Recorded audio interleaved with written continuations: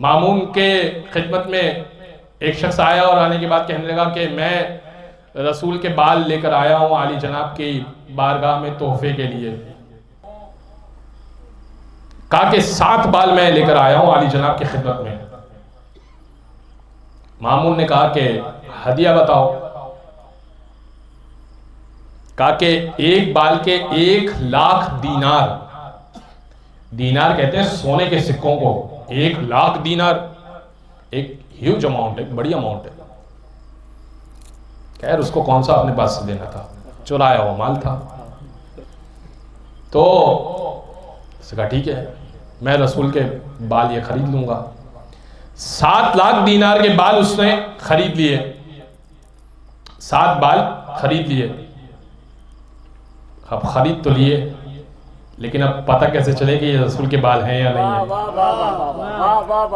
मौला रजा को दरबार में बुलाया गया, कहा फर्जंद रसूल ये बाल मैंने खरीदे हैं, आप इसे इनमें से बताइए कि ये सच्चे हैं, खरे हैं या नहीं हैं।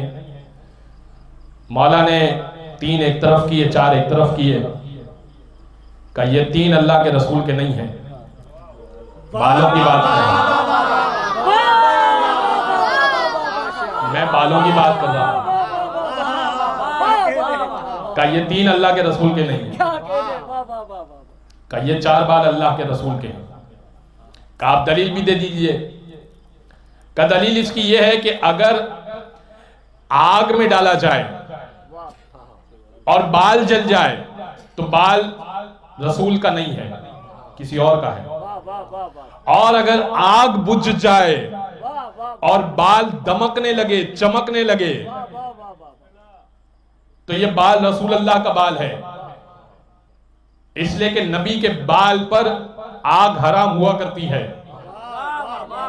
हारून ने कहा, मामून ने कहा कि ठीक है, एक अंगीठी मंगाई, 3 बालों को पहले डाला, जल के खत्म हो गए।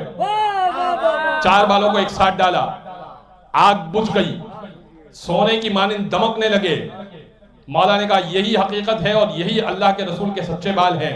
तो जिसके बाल का ये आलम हो, उसकी आल का क्या आलम होगा।